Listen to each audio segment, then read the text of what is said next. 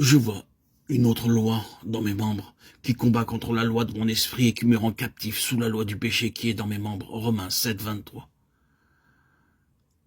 Ce mot captif, ainsi que cet autre mot vendu au péché, éveille l'idée d'esclaves réduits en servitude, qui n'ont plus ni la liberté ni la force de faire ce qu'ils veulent. Ceci nous rappelle ce que Paul avait dit au commencement de ce chapitre, que nous sommes délivrés de la loi,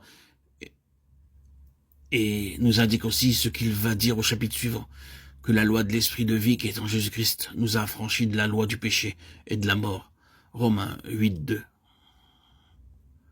Impossible d'accepter d'éprouver pleinement la liberté offerte à notre foi et qui nous affranchit en Christ tant qu'il reste en nous quelques vestiges d'esprit légal. Ce n'est que par la présence en nous de l'esprit de Christ que peut avoir lieu ce complet affranchissement.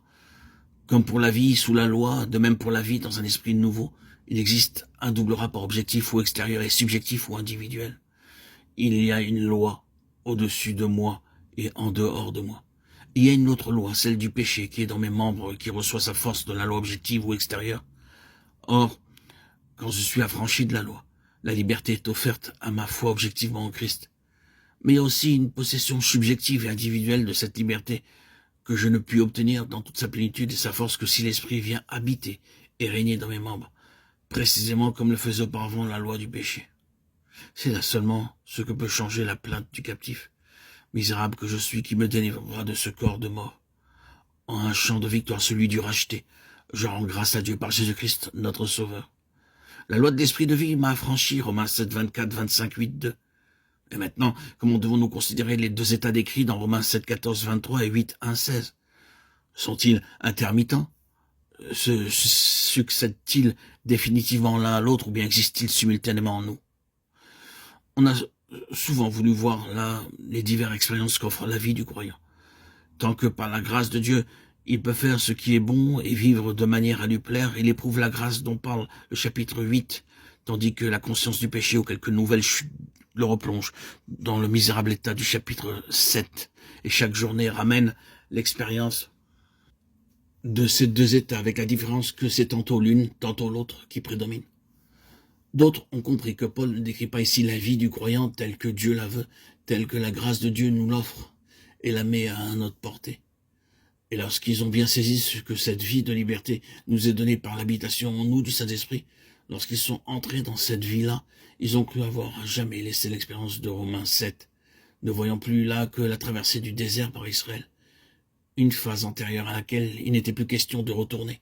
En effet, un grand nombre de croyants peuvent témoigner des lumières et des grâces qui leur furent accordées aussitôt qu'ils eurent cru à la possibilité de passer de l'esclavage de la loi à la liberté de l'esprit.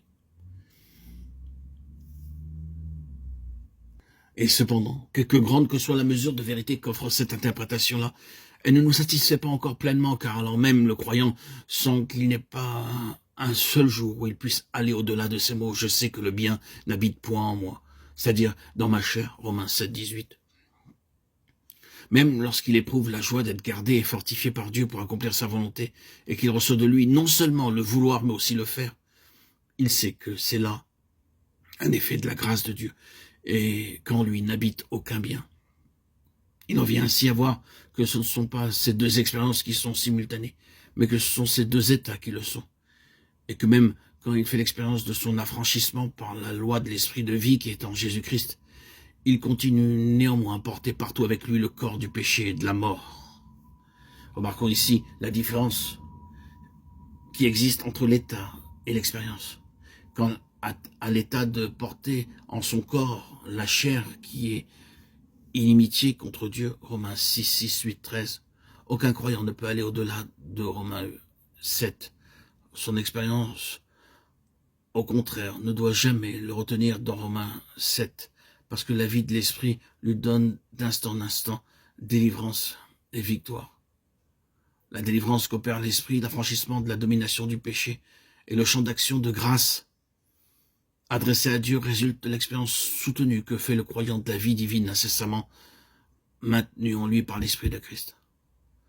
Tant que je suis conduit par l'Esprit, je ne suis pas sous la loi. L'esprit d'asservissement, la faiblesse de la chair ainsi que le sentiment de condamnation et de malheur que produit le légalisme sont expulsés victorieusement par l'affranchissement du Saint-Esprit. Voici donc ce que doit apprendre avant tout le croyant qui veut être rempli de l'Esprit. C'est que la loi, la chair et tout effort propre sont absolument incapables de nous faire servir Dieu.